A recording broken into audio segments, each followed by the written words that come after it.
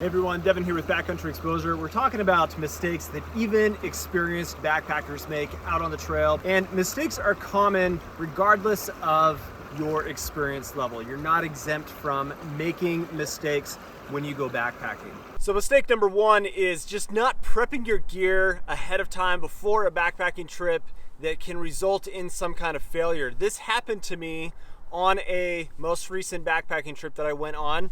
I took a brand new hollow fiber water filter, the Platypus Quick Draw, straight out of the box. I took the filter out of the box, tossed it into my backpack, did not do any kind of prep work to prepare that filter for use in the field. And what ended up happening is, because I did not prep the filter with wetting it first and getting the hollow fiber membrane all prepped and wet and such like you're supposed to, I chose to not do that, and it ended up having an actual failure in my Canuck Vecto water bag that I was using with it, because I was trying to squeeze so much water through that and put so much pressure on it that it actually burst the seal around the bottom of my bag. Dumb mistake. Really something that I should know better, and a mistake like that should not happen. But you know what? You get excited about a new piece of gear, you're ready to go out on a trip, and you forget to do certain things that end up in a failure while out on a trip. So make sure that you are prepping your gear ahead of time, that you take the time before a trip to make sure that what you have is ready for use in the field and isn't going to result in some kind of failure while you're out on that trip. So the next mistake is not making proper trip plans and just winging it. Now, it's very possible that you've spent a lot of time in one area over and over the years, and you know that like the back of your hand, but it's still very important to make proper trip plans, because weather could move in and create unknown circumstances. You could have an accident happen that you obviously didn't plan for, and that could create a scenario that would result in some kind of rescue. And if you had not shared a trip plan with loved ones or made a proper trip plan ahead of time, you may not have some kind of contingency or something that would help you get out of a situation. And so it's so important that regardless of how experienced you are, that you still take the time to make a trip plan and share that information with loved ones of where you're going to be, what you're doing, when you expect to leave and be home, and not using a satellite communication device as a fail-safe. And, well, I have this and I'll just text somebody, or I'll just call SOS if something happens.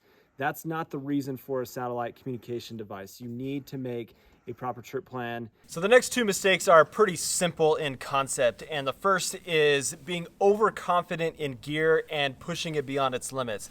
I'm definitely guilty of this, thinking that I'll look at a weather report and plan a trip and then plan my gear and think the specific gear items are not necessarily rated and designed for those conditions, but we think, oh, we're experienced, we've been out in this kind of stuff before, and we just push gear beyond its limits. That is a recipe for disaster in some ways, because you could find yourself getting into trouble. And I try really hard to make sure that regardless of how confident I feel in a piece of gear, I make sure that the gear that I'm taking with me is going to be exactly what I need it to be for the conditions and the experience that I expect to have out there on the trail. So absolutely make sure that you are not overconfident in your gear and saying, well, yeah, I only need one sleeping bag and it would be 4-season at any time.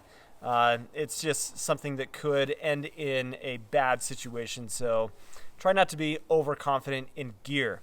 Now for this next mistake, this is something that I find myself with how busy life is right now, that when I go on a trip and I come back, I'm so excited to see my family, and I make the mistake of failing to put my gear away and clean it properly to prepare it and have it ready for the next trip. I'll let my pack sometimes sit for 1 or 2 weeks at a time, and I'll forget that, okay, it was a wet morning cleaning up the tent. Is my tent still rolled up tight and wet? That is just a bad situation.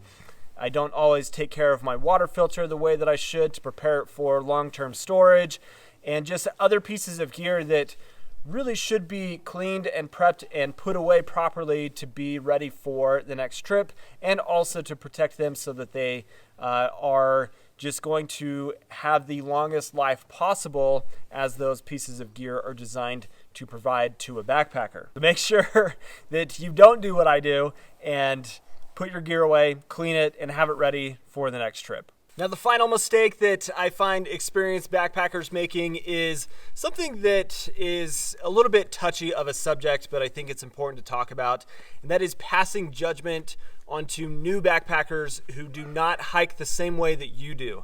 And it's very important that backpacking is an inclusive experience for anybody, and just because you backpack and hike a certain way doesn't mean that everybody else needs to backpack and hike that same way. We live in different areas. We have different abilities and different resources, budgets, everything that makes the experience unique to each individual and what they want out of backpacking and hiking. So do not make the mistake of passing judgment onto others because you have fancy gear or you have budget gear and you think that that is the only way to do it. There's so many different ways for you to enjoy the outdoors and have a good experience, and don't pass judgment onto others just because they do things differently than you do. Make it an inclusive experience. Take new backpackers out with you and enjoy that new experience.